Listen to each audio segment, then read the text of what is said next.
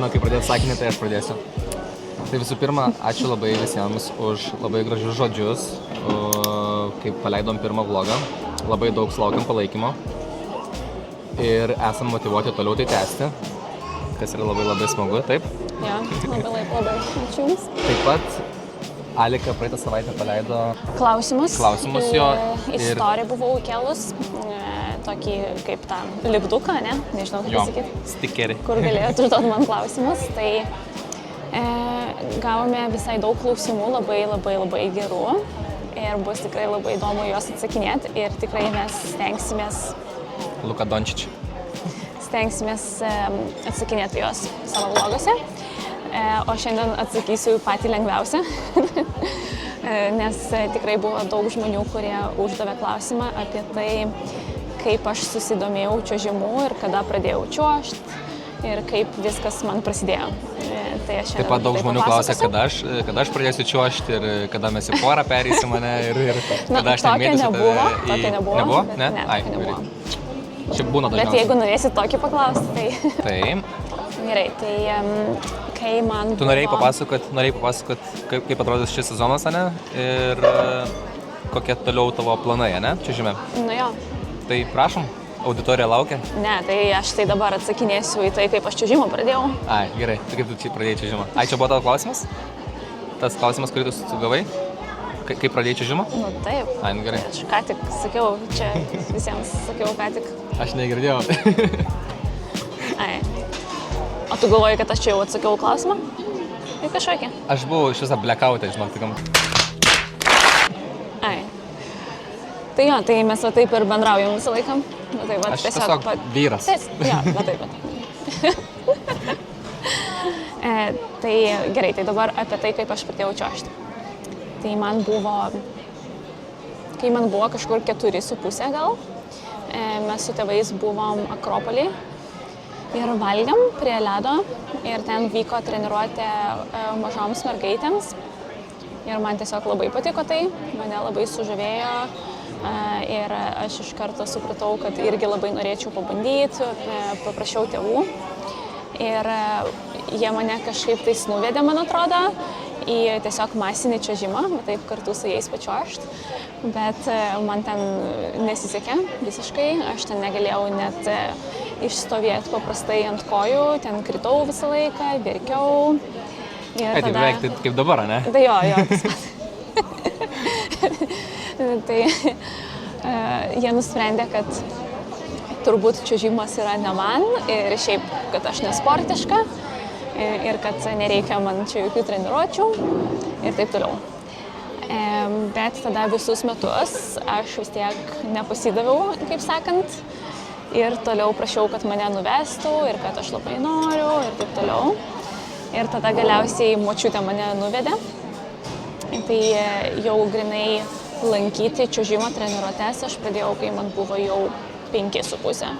Ir nuo tada ir čiuožiu. Bet tada taip gavosi, kad jau kai pradėjau lankyti čiuožimą, man pradėjo greitai sektis ir aš labai greitai progresavau. Tai tada, aišku, ir tėvai jau buvo labai susidomėję ir... Susimotyvavę? Nu jo, susimotyvavę ir vedė mane į visas treniruotes. Ten jau greitai didėjo mano treniruočių, kaip sakyt, tempas, tvarkaraštis. Jo. Vis daugėja ir daugėja. Tai va, tu ką tuo metu, ką tu veikiai tuo metu visą? Aš tuo metu, kai tau buvo 5 metai, 2003 metais aš tada žiūrėjau Lietuvą, kaip laimėjo Europos čempionatą krepšinį. O tu pats ką veikiai? Nu, kaip? Aš į 1. klasę pradėjau eiti. 8,5? Nu, metai prieš. Į 2. klasę jis pradėjau eiti. Jo, tai va, aš tai dar darželį buvau. Tai va taip ir pradėjau. Tai pati susidomėjau. Pati labai norėjau, nebuvo visiškai taip, kad čia tėvai mane vertė, ar nuvedė, ar... Na, žodžiu. Aš turiu klausimą. O nesigaili savo sprendimo? O ne, nesigailiu. Aišku, yra labai daug sunkumų šiame sporte. Gal galėtum plačiau? Ne, dabar aš negaliu plačiau, bet kada nors galėsiu ir plačiau, nes tikrai visos temos labai įdomios. Bet kad gailėtis, tai tikrai nesigailiu, nes aš manau, kad čiuožimas man labai daug ką davė apskritai gyvenime. Man irgi čiuožimas daug ką davė. Tave? Nu va, matos, kiek daug duoda čiuožimas žmonėm. Ja, turi dar klausimų? Aš šiaip turiu labai daug klausimų, bet aš noriu juos pasilikti ateities vlogams. Ne, nu bent jau kažką dabar susijusio su mano čiuožimo pradžia. Jeigu turi čiuožimo pradžia. Turiu klausimą. Kada iššokai pirmą trigubą? Nu, čia tokius neįdomius dabar gerai, sakysi. Kada padarai pirmą činjaną? Nu, gerai, gal čia buvo ir įdomu žmonėm dabar pagalvojau. Dėl činjano tai tikrai nežinau. Dėl činjano... Nu, taip spėju, kad činjaną gal padariau, kai 10-11 metų. Tai čia mano spėjimas, aš tikrai tokios informacijos neatsimenu. O pirmą trigubą... Ne, o aš noriu paklausti visą klausimą. Ir noriu... Jo, tai pirmas klausimas, noriu kažklausti klausimą. Kas tave išmokino Bilmaną padaryti? O, va čia labai įdomus. Tai Bilmana čia toks suktukas, kur iškeli koją, va taip į viršų, va taip atgal ir į viršų, ir va taip atgal ir sukės. Tai šį suktuką mane išmokino daryti mano tėtis. Jis nieko bendro neturi su čiuožimu šiaipis. Jo, kuris šiaip dirba televizijoje ir montuoja visokius serialus. Ne, nu gerai, jis turi dabar jau daug bendro su čiuožimu, vien tik tiesiog dėl manęs. Jo. Ir visi mano suktukai iš tikrųjų, tai yra labai didelis mano tėčio nuopelnas. Labas, tėtė. Shout out tėtis. Tai jis labai daug su manim ėjo papildomai į Akropolį, tiesiog vakarais į masinio čiuožimo seansus. Aš tiksliai neatsimenu, bet man atrodo, mes vos ne kiekvieną vakarą eidavom, kai aš buvau mažytė. Ir jis tiesiog stovėjo ten šalia manęs ir aš treniravau savo suktukus. Tik suktukus mes ten darėm. Ir vat, ypač kažkaip mano tėvai labai norėjo, kad aš išmokčiau Bilmaną gražiai daryti. Nu, aš aišku irgi norėjau, bet jie ten buvo užsimotyvavę labai. Tai jo, ir jis tikrai, vat, būtent jis mane ir išmokino, sakyčiau. Tai ką išmoko? Ir jis man aiškino visokiais ten tokiais irgi būdais, kaip aš ką turiu ten įsivaizduoti, kad aš kaip, pavyzdžiui, kaip pieštukas, man atrodo, jis man sakydavo, kad viskas turi būti taip siaurai, kad jis surasdavo būdų kaip vaikiškai, taip galima sakyti, kaip vaikui paaiškinti, kaip suktis, nors jis pats, aišku, to niekada gyvenime nedarydavo, bet man padėjo. Tai va, labai geras klausimas. Ačiū nebuvo, aišku, bet dar kažką turi? Jo. Jeigu ką, tai mes šito net neplanavom, jis dabar tiesiog galvoja klausimus. Na, jeigu ne, tai galim toliau važiuoti. Dar yra kažką, ką tu turi papasakoti? Ne, tai aš šiandien tik norėjau atsakyti klausimą, kai pradėjau čiuožti. Tai... O jeigu, aš net nežinau, ar čia daugiau kažką galima pasakyti, kai varžybos man prasidėjo turbūt kažkur tais po pusės metų po to, kai pradėjau čiuožti. Jo, tai va taip. Tai kiek atsimenu tą vaikystėje... Šiaip gan greitai, pusę metų, kai žinau, kiek čia užtrunka UK. Pirmos varžybos buvo tokios, kur tik elementus reikėjo daryti. Ten tokius paprasčiausius ten... Kurios buvo pirmos varžybos, pavyzdžiui, ant vienos kojos, kur laimėjau. Varšuvai? Ne. Ai, ne, čia tarptautinės. Nu, tai čia jau tokios rimtesnės. Man iš tikrųjų buvo, kaip pačios pirmas mano varžybos, aš užėmiau 4. vietą, tada antrose varžybose 3. vietą, tada 3. varžybose 2. vietą ir tada 4. 1. vietą. Bet čia jo vaikystėje, tai aš net neatsimenu, čia turbūt buvo ar Lietuvoje varžybos kažkokios, ar Latvijai, nes mes taip ir važiavom Lietuvai, Latvijai, į Estiją, o pirmos tokios, kur toliau buvom nuvažiavę, tai man atrodo gal į Čekiją kažkada važiavom, bet kai man buvo kokie 7 jau metai. Įspūdinga. Nu taip pat, įsivaizduojat. Tai jo, dėl trigubo jis klausė ir aš neatsakiau, tai pirmą trigubą padariau, kai man buvo 11. Aš šiaip norėjau paklausti dar irgi, ką keistum savo vaikystėj, čiuožimo vaikystėj? Tasme, ką patartum, pavyzdžiui, jauniem čiuožėjam, ką daryti arba ko nedaryti toj pradiniam karjeros etape, tarkim, nu, ar, kaip sakyt, nežinau, tiesiog Gal yra kažkoks patarimas iš tavo praeities? Jeigu kaip aš tai nieko nekeiščiau iš to, kaip pas mane viskas ėjo, bet jeigu kalbėti apie vaikystę, grinai 5, 6, 7 metai, tai man atrodo buvo viskas tvarkoje, labai gerai viskas ėjosi. Gal tiesiog neturėjau kažkokių tokių didelių problemų. Ir visi tie patarimai, nesakyčiau, kad čia aš vaikams turėčiau duoti. Gal čia labiau ar tėveliams? Iš priklauso koks amžiaus, nes 5 metų vaikui, aš manau, kad svarbiausia, kad tiesiog vaikui patiktų tai daryti.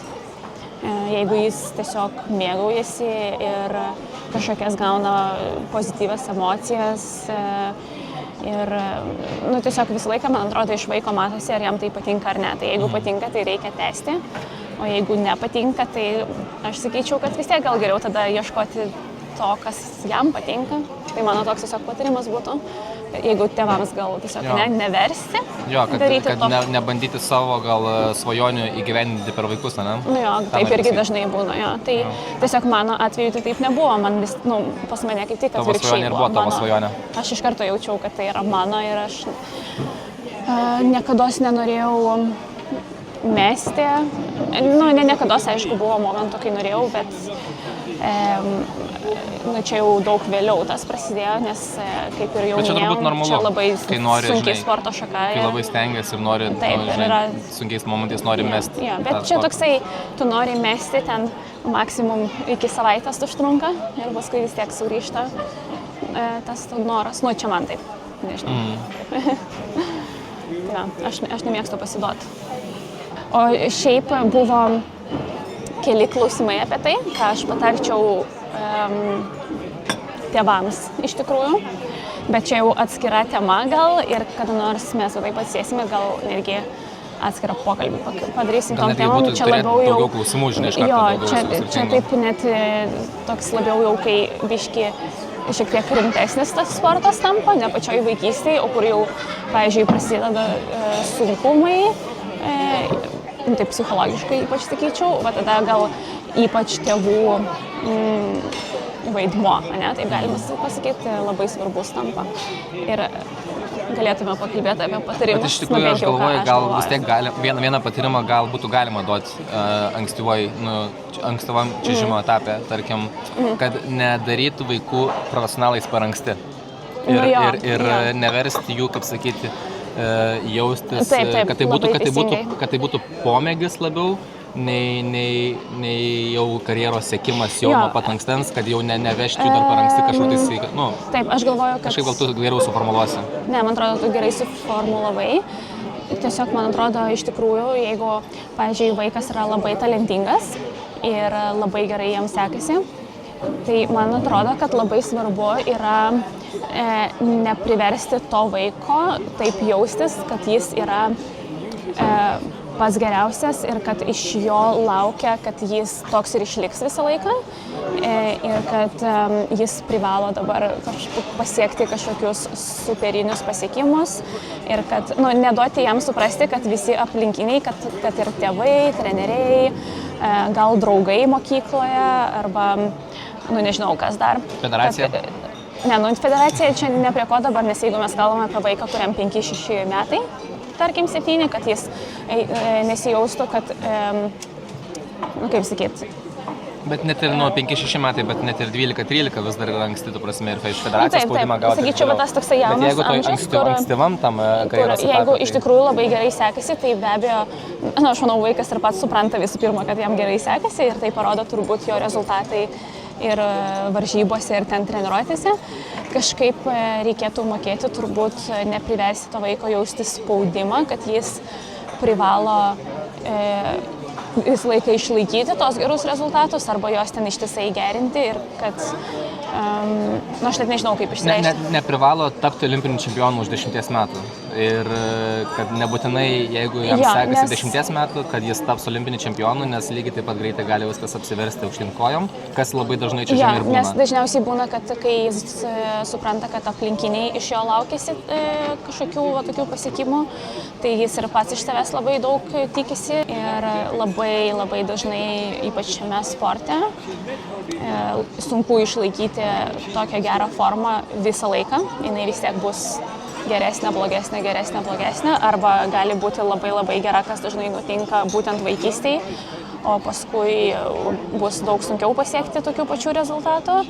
Ir dėl to visas tas spaudimas iš tėvų, trenerių ir ypač iš savęs gali tik dar labiau viską sunkinti.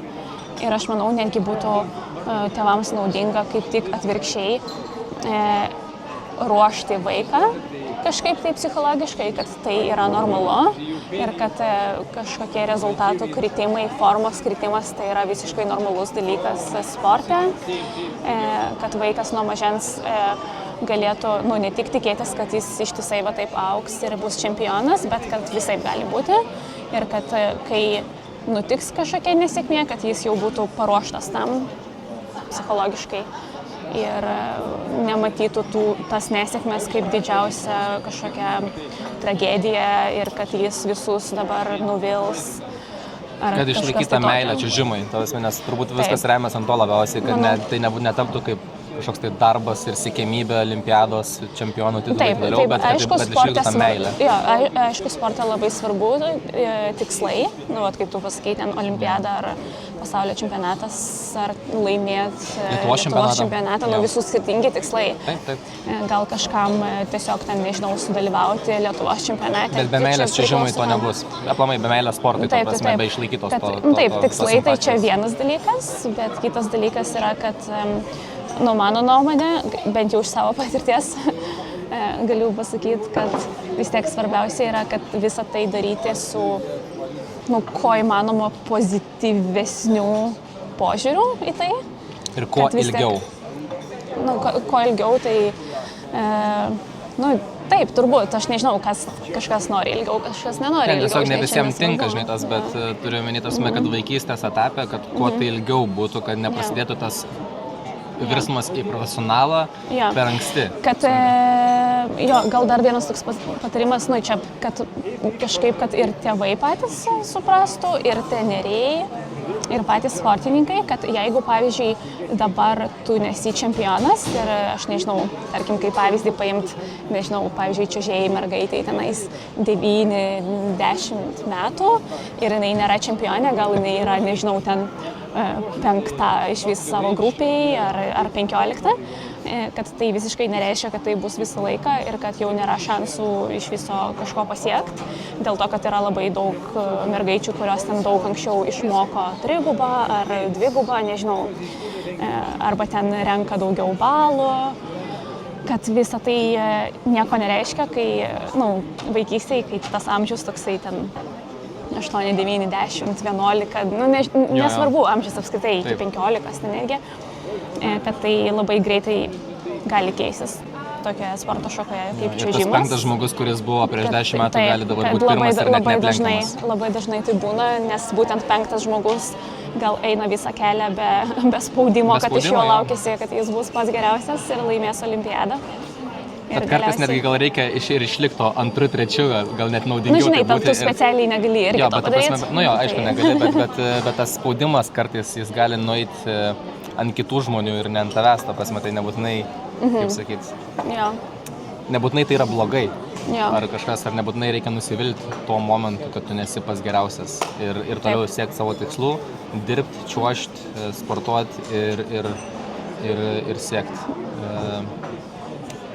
geriausiai įmanomo čiuožimo. Gerai. Turi dar klausimų?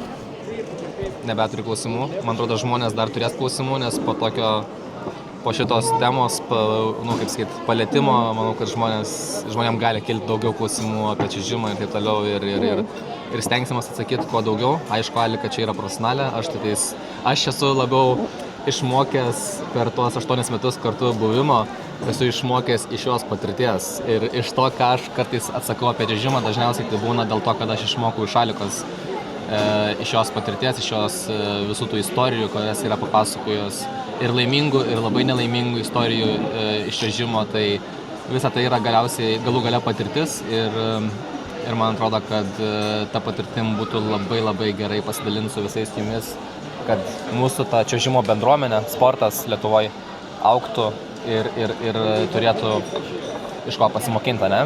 Bent kažkokių istorijų Taip. ir patirčių. Dar atsiminiau dar vieną patarimą, kuris galbūt vienas iš svarbesnių. Tai aš čia labai patarčiau tėvams ir treneriams nelyginti vienų vaikų su kitais vaikais. Pavyzdžiui, tėvams nelyginti savo vaiko su kitais vaikais, bent jau prie jo, nesakyti jam, žiūrėk, kaip pat vardai, nežinau, Emilija padarė, ar man kažkokius. Dabar kažką Emilija. O, Alika paminėjo Emiliją. Paminėjo mane. Arba kodėl jinai gali, o tu negali. Ir taip pat treneriams turbūt irgi, aišku, kiekvieno trenerio reikalas, kaip treniruotis, bet aš patarčiau to nedaryti, nes visą tai išlieka galvoje labai ilgai ir net ir ateityje paskui būna labai sunku to atsikratyti, kad tu ištisai save taip ir lygini su visais, kai reikia ir kai nereikia. Ir tai gali labai stipriai pakenkti, bent jau aš negalvoju, kaip mūsų. Aš manau, kad jo, visiškai su tavim sutinku. Bet tu čia iš savo patirties labiau tai galėčiau sakyti, ne? Iš savo patirties ir ne tik iš savo, iš Aplinkinių patirties. Jo. Sporto žmonių, kad tai ne visada yra gerai, tas atlyginimas. Ypač turbūt ne iš blogosios pusės, kai lygina, kaip tu kažko negalėjai, o kažkas gali. Jo. Ypač čiuožime, kaip ir jau minėjom, kai kam užtrunka ilgiau gal išmokti kažką, bet tai visiškai nereiškia, kad jis yra blogesnis dėl to, nes yra čiuožime labai daug dalykų, pagal kurios tu esi vertinamas. Čia visiškai nereiškia, kad jeigu kažkas jau kažką išmoko, tu dar neišmokai, kad tu esi prastesnis. Ir aš manau, kad labai svarbu yra tėvams tai suprasti ir ypač nesakyti tos savo teisus. Geriau ir nepasakyčiau. Geriau palaikyti, ir tokiai situacijai, kaip tik kažkaip pabandyti nuteikti pozityviai, paaiškinti, gal vaikas jau ir tai pergyvena, kad jam kažkas nesigauna, ne? Arba kad kažkam kitam gaunasi greičiau ir geriau. Ir dažnai vaikai net nepasako to, nes negali. Jo, galbūt visi taip viduje pergyvena dėl to, o dar jeigu dasideda ant viršaus, taip iš tėvų pretenzijos arba trenerių, arba ypač tie lyginimai visi. Aš sakyčiau, tai ne prie ko gero nepriveda. Tikrai yra geresnių būdų pasiekti tai, kad jam pavyktų vis dėlto. O dabar šiaip labai gerai atsakei, Šinolė. O dabar parodysiu, kokioje mes gražioje vietoje esame.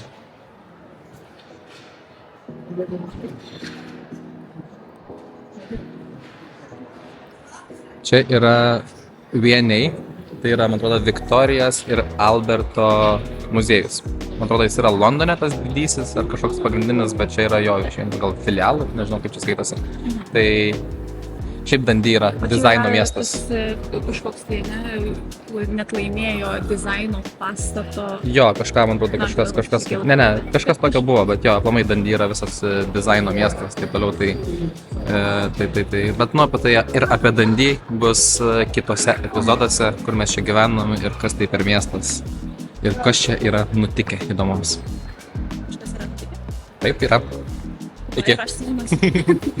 Na, kaip tik tęsiant tą pačią temą, apie kurią mes šiandien kalbėjom su Luku, kaip elgtis su vaikais. Tai dabar Lukas mane veža į tokį kursą. Aš nežinau, tikriausiai daug jūsų, kas sekate mane Instagrame, arba tiesiog gal žinote, kad aš ne tik čiuožiu, bet ir treniruoju vaikus.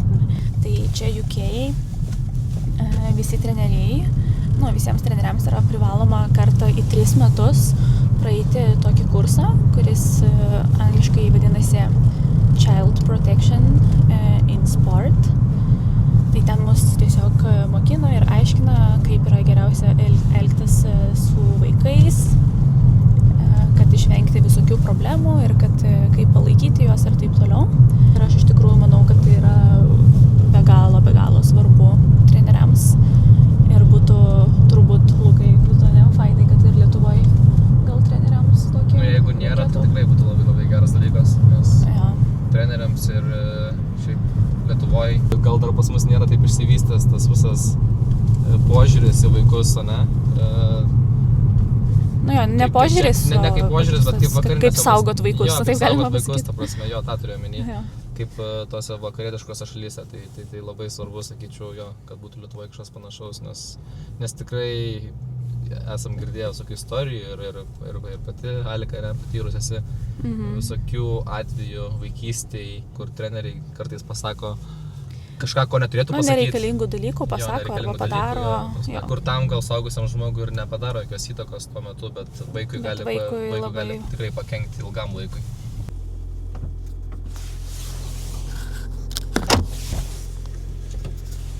Labas. Labas. Kaip tu? Gerai, labai įdomi buvo. Įdomi? Taip, paskutinį pusvalandį taip mėgučių norėjau, bet... Na va, jau važiuojam namo, filmuosiu Luką, kad jis nefilmuot kelio. Tai labai buvo geras kursas, man labai patiko. Tikrai labai naudingas man kaip treneriai. Daug sužinau naudingos informacijos. Daug ten aiškino tokios, pavyzdžiui, informacijos, kaip pagal kokius signalus galima atpažinti, kad vaikas išgyvena gal kažkokias problemas ir kur reikia kreiptis, kaip teisingai elgtis tokiose situacijose, kad iš tikrųjų tiesiog išgelbėti vaiką, galima taip sakyti, kai kuriuose situacijose, kurios sporte, ir ne tik sporte, dažnai būna ir vaikai ne visada pasako. Tai aš manau, kad treneriams tai yra be galo svarbu žinoti visą tai. Kaip Lukai, tu manai, svarbu? Manau, kad tai yra pats svarbiausias dalykas iš tikrųjų. Na, va, mes pakeliui namo dar sustojom parduotuviai, tai eisim apsipirkti, nes Lukas čia kažko nori. Nežinau, ką jis pirks, bet pažiūrėsim. Padaryk dar kartelį, taip? Bananai. Bananai, ką dar? Viskas į kasą.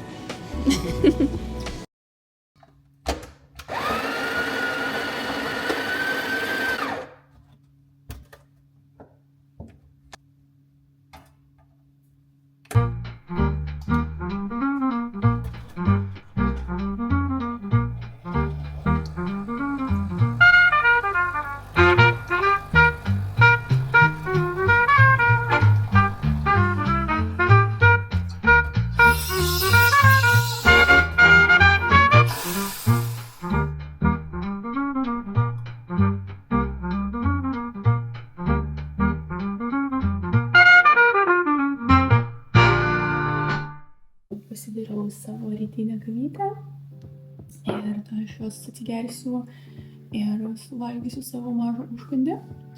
Aš jau susiruošęs eiti ledo areną į savo pirmą treniruotę. Lukas dar miega, bet aš jį turėsiu greitai pažadinti, kad jis mane nuvežtų, nes aš vis dar nevairuoju. What? Tai mano planas šiems metams galbūt. Šiandien mano yra viena sunkesnių gal dienų, šiandien trečiadienis. Tai man bus 3 treniruotės ant ledo ir 2 treniruotės ant žemės. O dabar aš jums dar parodysiu, ką aš valgau. Aš dabar suvalgysiu patinėlį. Aš tik tai savo padarau. Tai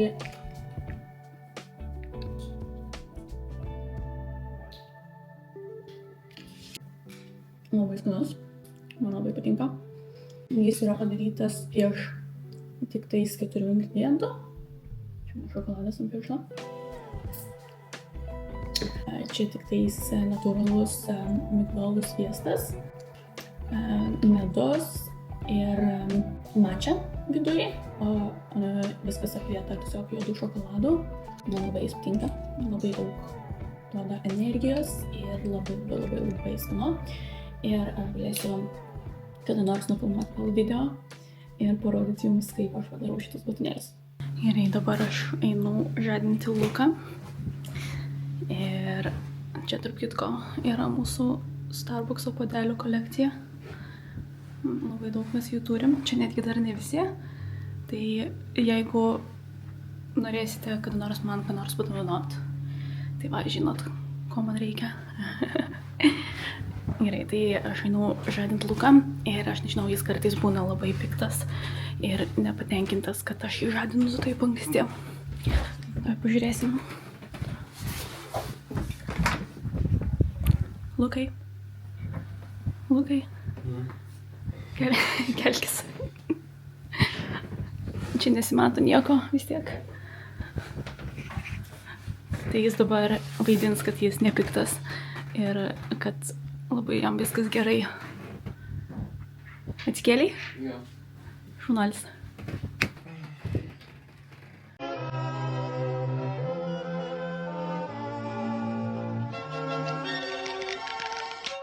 Iš kur toksai džemperis? Iš tavęs. Čia mano dažniausiai merginos užsideda vaikinų džemperius, bet pas mus atvirkščiai.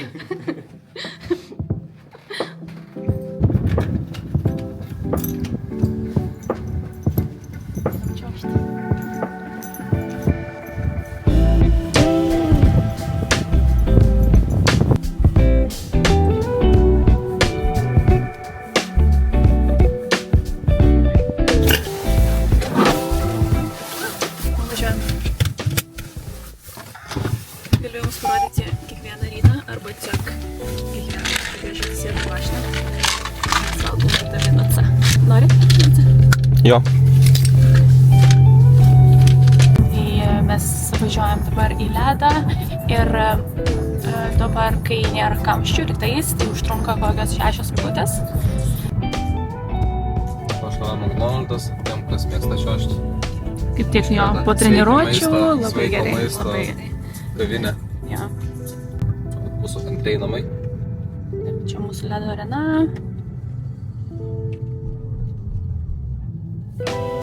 Gerai, tai Lukas mane čia paliks ir jis važiuos miegot. Čiau.